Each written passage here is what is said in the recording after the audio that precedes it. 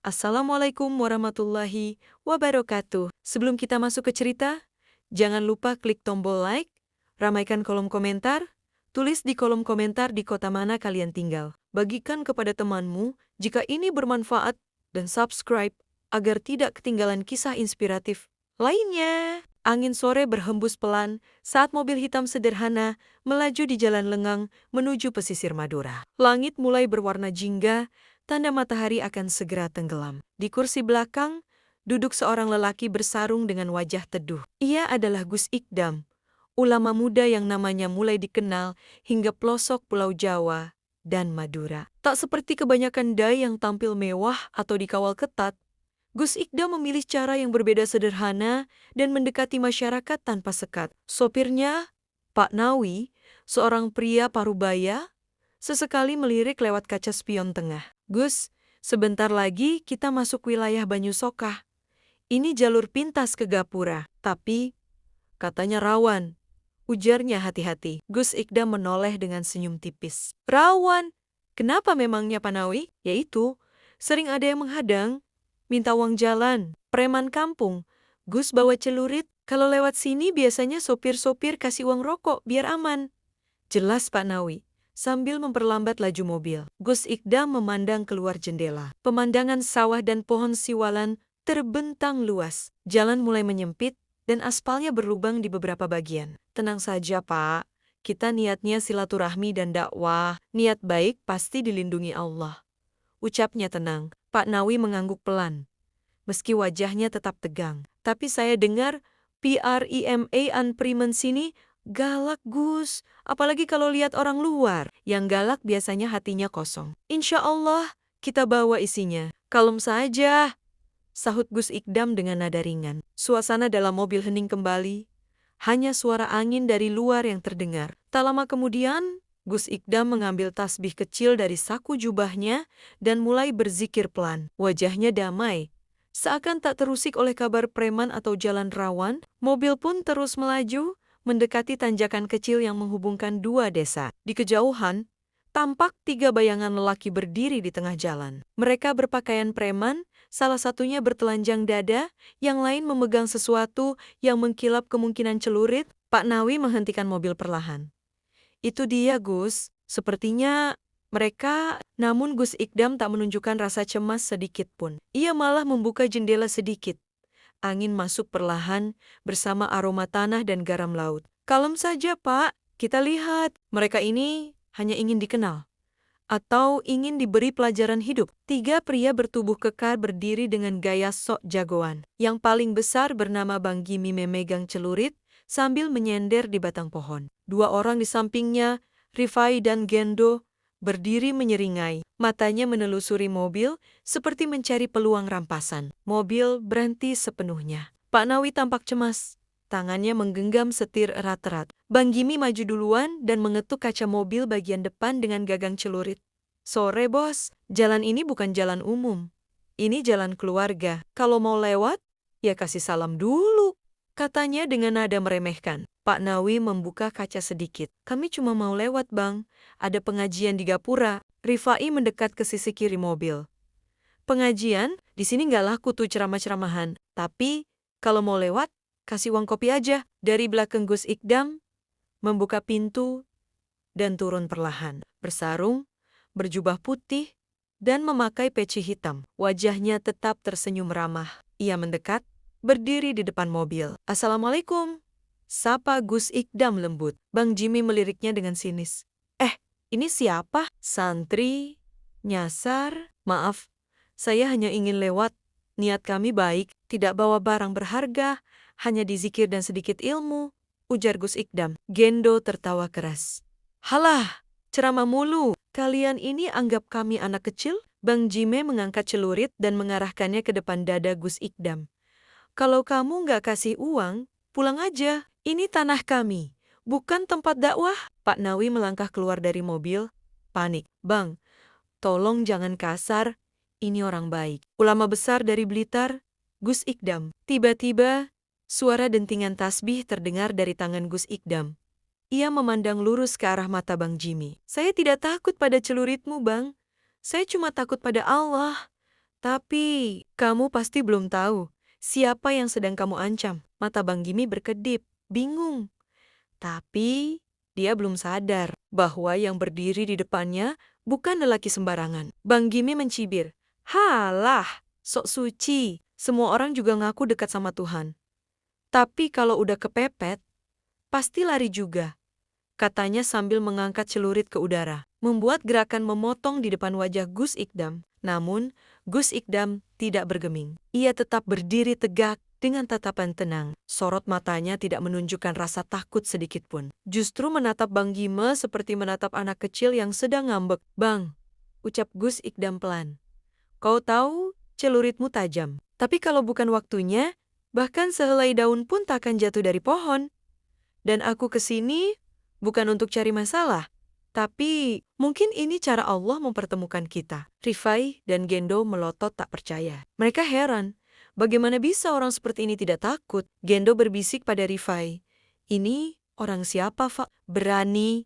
Benar. Sementara itu, Bang Jimmy makin tersulut. Ia mengayun celurit ke samping, mengenai batang pohon hingga mengelupas. Kalau nggak kasih duit, jangan sok banyak ngomong. Gus Ikdam mengangkat tangan, lalu menggeleng pelan. Bang Jimmy, anakmu yang bungsu baru saja sembuh dari demam tinggi ya. Istrimu setiap malam menangis di musola kecil dekat pasar. Dia berdoa agar kamu pulang dan berhenti dari jalan begini. Bang Gima seketika terdiam. Matanya membesar. Kau dari mana tahu? Saya tidak mengintip. Tapi Allah memperlihatkan. Saya hanya menyampaikan, Gendo dan Rifai juga mulai gelisah. Rifai menatap Gendo dengan raut bingung. Jimmy, bener itu? Anakmu sakit kemarin. Bang Gime tak menjawab. Ia masih berdiri mematung, celuritnya mulai menurun perlahan. Gus Ikdam melangkah pelan, mendekat hingga jarak mereka hanya sejengkal. Jangan tantang orang yang tahu jalan pulang, Bang. Kau kuat, tapi bukan berarti tak bisa diselamatkan. Kau keras, tapi bukan berarti tak bisa luluh. Tiba-tiba, terdengar suara deru motor dari arah timur. Dua pemuda berhenti, turun terburu-buru, lalu mendekat. Bang Gimi, Bang itu Gus Ikdam. Salah satu dari mereka berseru. Apa yang ceramah di Blitar itu? Yang bisa bikin pasar tutup saking ramainya? Iya, itu dia. Astagfirullah, kita tadi sempat astagfirullah. Bang Jime seolah tersadar dari mimpi buruk. Ia melihat wajah Gus Ikdam sekali lagi tenang, bersih, dan penuh wibawa. Perlahan, tangannya yang memegang celurit mulai gemetar. Lalu celurit itu jatuh ke tanah. Maaf Gus, saya nggak tahu. Saya hanya cari makan. Gus Ikdam menepuk bahunya lembut. Kalau caranya salah, rezeki itu jadi racun. Tapi kalau kamu mau berubah, Allah selalu buka jalan. Air mata Bang Gimi mulai menetes. Gendo dan Rifai ikut tertunduk. Tak ada lagi tawa atau sikap sok jagoan. Jalanan itu kini sunyi. Yang tersisa hanyalah rasa malu dan sebuah harapan baru. Sore menjelang malam, di desa Banyusokah kini terasa berbeda. Angin laut membawa suara azan dari kejauhan, mengalun pelan seakan ikut menyaksikan perubahan yang tak terduga. Bang Jima, yang biasanya ditakuti, kini terduduk di pinggir jalan dengan wajah tertunduk. Ji sampingnya Rifai dan Gendo terdiam seperti anak sekolah yang habis dimarahi guru besar. Gus Ikdam duduk bersila di atas batu besar, tak jauh dari mereka. Senyumnya tetap tenang. Di tangannya, tasbih kecil berputar perlahan dan bibirnya tak henti-henti berzikir. Pak Nawi, yang semula takut setengah mati, kini berdiri dengan wajah tercengang. Ia baru menyadari betapa dalamnya wibawa Gus Ikdam bukan dari penampilan, tapi dari ketenangan dan cara menyentuh hati orang. Bang Gimi menghela napas berat. Gus, saya nggak pernah kepikiran bisa ketemu panjenengan. Saya ini orang gagal. Dulu saya sempat jadi guru ngaji waktu muda, tapi hidup susah, orang tua meninggal, kerja nggak jelas, akhirnya ikut jalur cepat. Jadi, begini, Gus Ikdam menatapnya lembut. Jalur cepat itu kadang jalan yang menyesatkan. Bang, tapi kalau kau bisa mengaku salah hari ini, itu berarti hatimu belum mati. Gendo mengangkat kepala pelan. Kalau kami mau berubah, Gus, kira-kira bisa. Kalau masih bisa bertanya begitu, berarti pintunya belum tertutup. Jawab Gus Ikdam mantap. Rifai mengusap air matanya diam-diam. Saya punya adik perempuan. Dulu sering saya marahi karena dia ngajak saya ke masjid. Sekarang, saya malu sendiri. Gus Ikdam berdiri, lalu membuka bagasi mobil. Ia mengeluarkan beberapa kitab dan sajadah kecil. Saya bawa beberapa kitab. Ini tadinya mau saya kasih ke pesantren kecil di Gapura. Tapi kayaknya malam ini Allah punya rencana lain. Bagaimana kalau kalian belajar lagi? Mulai dari satu malam ini saja. Kita ngaji bareng di langgar kecil dekat warung kopi itu. Bang Jimmy mengangkat kepala, matanya berbinar. Sekarang Gus, malam ini jangan tunggu besok. Kadang, kesempatan cuma datang sekali. Rifai dan Gendo langsung berdiri. Wajah mereka berubah, bukan lagi preman kampung, tapi seperti anak muda yang baru saja menemukan jalan pulang setelah bertahan-tahan tersesat. Gus Ikdam melangkah pelan di depan mereka. Tak ada ceramah panjang. Tak ada suara tinggi, tapi jejak kakinya malam itu seperti membuka jalan baru di tengah gelapnya hidup tiga lelaki Madura. Malam pun jatuh sempurna. Lampu-lampu rumah mulai menyala, langgar kecil di dekat pasar yang biasanya kosong, kini terang oleh tiga orang yang dulu tak pernah mau mendekat. Dan di antara mereka, seorang ulama muda duduk bersila, memulai taklim pertama di tempat yang sebelumnya dikuasai celurit dan ancaman. Langgar kecil di ujung pasar Banyu Sokah, malam itu terasa berbeda. Lampu neon tua yang biasanya berkedip-kedip, kini menyala terang.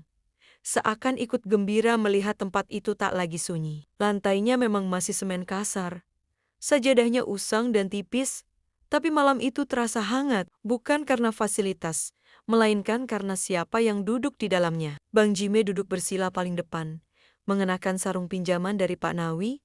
Di sampingnya ada Gendo, lalu Rifai, yang tampak kikuk namun serius. Gus Ikdam duduk di tengah mereka, membawa kitab kuning kecil dan senyum yang tak pernah hilang dari wajahnya. Ngaji itu bukan soal sudah alim atau belum, ucap Gus Ikdam membuka pelajaran. Tapi soal mau belajar atau tidak. Allah senang pada orang yang mengakui bahwa dirinya masih bodoh, karena dari situ datang cahaya ilmu. Gendo mengangguk pelan. Ia menyimak, walau terkadang harus mengerutkan dahi karena belum terbiasa dengan bahasa Arab yang sesekali disebut Gus Ikdam. Ini kitab kecil, namanya Ta'limul Muta'alim. Jelas Gus Ikdam. Isinya sederhana, tentang adab menuntut ilmu. Kita mulai dari situ dulu. Mereka membuka halaman pertama, Bang Jimmy terbota-bota saat membaca, tapi tak menyerah.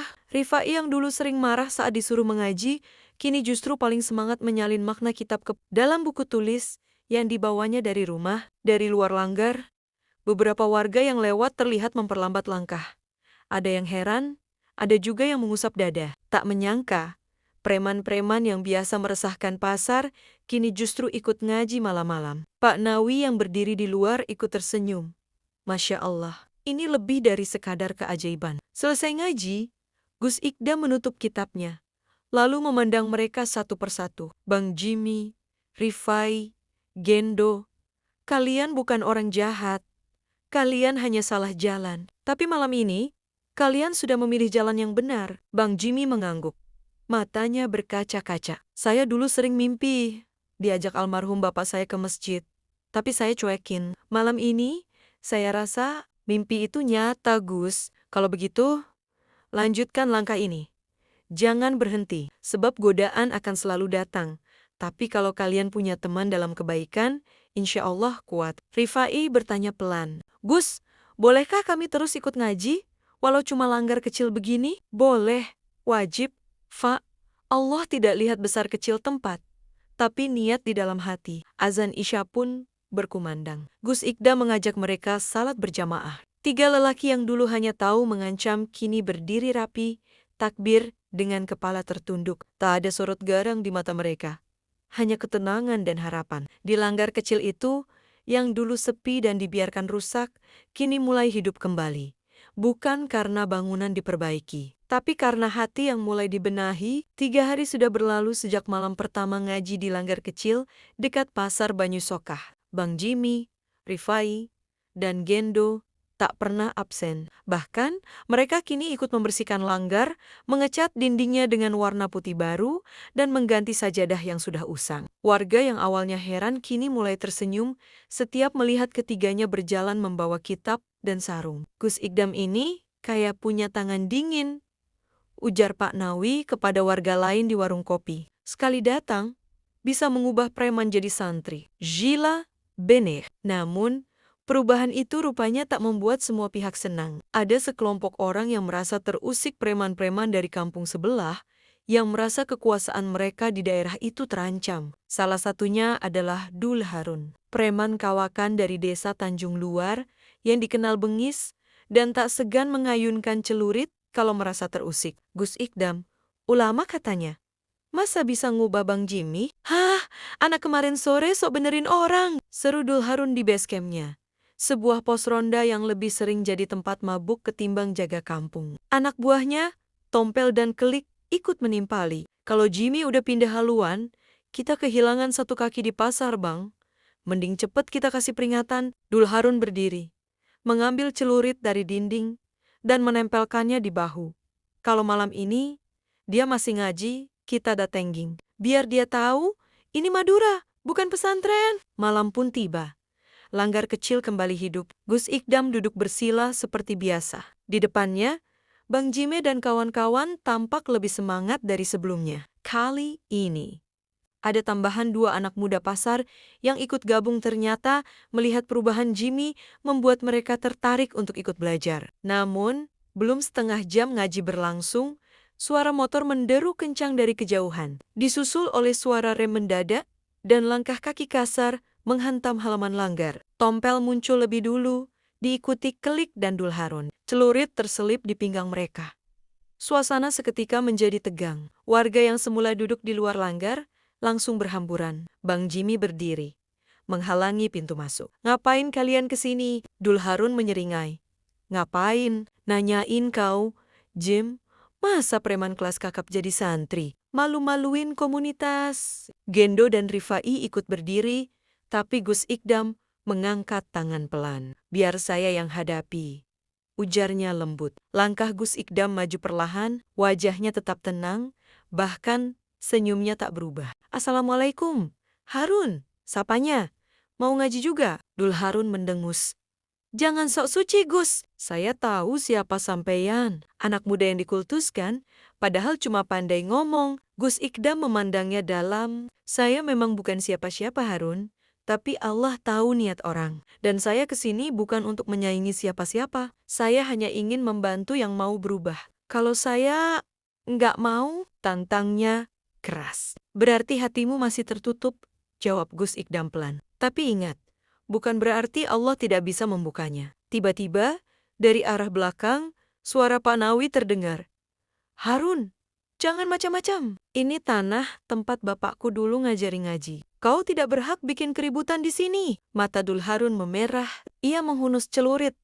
Tapi sebelum ia bergerak, Bang Jime sudah maju, berdiri di depan Gus Ikdam. Kalau kau mau celaka malam ini, silakan teruskan, Harun. Tapi ingat, dulu aku preman, sekarang aku santri. Dan aku nggak akan biarin orang ganggu guruku. Seketika suasana menegang. Tapi saat celurit diangkat, tangan Gus Ikdam cepat menepuk bahu Harun. Ajaib, tubuh Harun tiba-tiba lemas. Celurit jatuh ke tanah. Napasnya berat. Wajahnya mendadak pucat. Ia terduduk, lalu menunduk. Gus, saya capek. Capek jadi begini terus. Kenapa saya tiba-tiba begini ya? Gus Ikdam tersenyum. Karena hati yang keras pun akan mencair kalau sudah waktunya. Langit Banyu Sokah malam itu seperti ikut meneteskan air mata. Gerimis jatuh perlahan, membasahi genteng langgar kecil yang kini tak lagi sepi. Di dalamnya, suasana hening. Bukan karena takut tapi karena terharu. Dul Harun masih duduk bersimpuh, wajahnya menunduk ke tanah. Tangannya gemetar. Bukan karena dingin, tapi karena hati yang baru saja disentuh oleh cahaya. Tompel dan Kelik yang biasanya paling keras, mulut pun tak berani bersuara. Mereka saling pandang, lalu perlahan meletakkan celurit mereka di tanah. Gus, kenapa saya ngerasa kayak dihantam sesuatu di dada saya? Tanya Dul Harun lirih. Matanya berkaca-kaca. Itu namanya hidayah. Harun, jawab Gus Ikdam lembut. Itu datang Bukan karena saya, bukan karena siapa-siapa, tapi karena Allah masih sayang sama kamu. Tak ada kata yang keluar dari bibir Dul Harun, hanya air mata yang perlahan jatuh, membasahi pipinya yang kasar. Ia menangis, benar-benar menangis. Mungkin untuk pertama kalinya setelah puluhan tahun, Bang Jimmy, Rifai, dan Gendo mendekat, memeluk Harun satu persatu. Mereka bukan lagi musuh, kini mereka adalah saudara dalam perjalanan yang baru. Di luar langgar, warga yang semula menonton dengan waspada, kini mendekat perlahan. Ada yang membawa air putih, ada yang membawa sarung tambahan. Langgar kecil itu, malam itu, bukan hanya tempat ngaji, tapi saksi sebuah pertobatan yang tak terduga. Pak Nawi masuk, menepuk pundak Gus Ikdam pelan. Saya nggak nyangka, Gus, ini lebih dari sekadar dakwah. Gus Ikdam tersenyum. Bukan saya yang hebat, Pak. Ini semua kerja Allah. Saya cuma alat. Setelah semua tenang, Dul Harun berdiri, menatap Gus Ikdam dengan mata merah. Gus, boleh saya ikut ngaji juga malam ini? Boleh, harus, jawab Gus Ikdam. Kita mulai dari halaman yang sama. Langgar yang tadinya hanya muat 10 orang, malam itu penuh. Beberapa warga bahkan duduk sampai ke teras. Gus Ikdam kembali membuka Talimul Muta'alim dan mulai menjelaskan pelajaran malam itu tentang niat dalam menuntut ilmu. Orang yang ikhlas belajar karena Allah, meski dulu hidupnya penuh dosa, Allah bisa angkat derajatnya. Bahkan lebih tinggi dari yang merasa sudah alim, terang Gus Ikdam. Dul Harun mendengarkan serius. Tompel dan Kelik tak berhenti mencatat. Bahkan Gendo sesekali tersenyum, merasa aneh dengan perubahan suasana yang begitu cepat namun indah. Di tengah-tengah pengajian, hujan mulai deras. Suara rintiknya menari-nari di atas atap seng, menciptakan irama alam yang menenangkan. Tapi tak ada yang beranjak, tak ada yang pulang. Semuanya bertahan, larut dalam cahaya ilmu dan kehangatan ukhuwah. Usai pengajian, Gus Ikdam menutup kitabnya, lalu berdiri. Teman-teman, perubahan itu bukan soal satu malam. Tapi kalau malam ini jadi awal yang baik, maka jangan disia. Semua mengangguk. Pak Nawi berdiri paling akhir, lalu berseru, mulai besok, langgar ini akan kita renovasi. Yang mau bantu silakan daftar ke saya. Kita jadikan tempat ini pusat cahaya di Banyu Sokah. Sontak disambut sorak dan tepuk tangan. Bahkan, Dul Harun sendiri langsung menyumbang uang 500.000 yang biasa ia simpan untuk setoran ke atasannya. Katanya, daripada buat celurit, mending buat beli cat langgar. Malam itu, hujan tak terasa dingin. Langit Madura seperti sedang ikut bersujud, menyaksikan betapa indahnya ketika hati-hati keras mulai lembut. Dan semua itu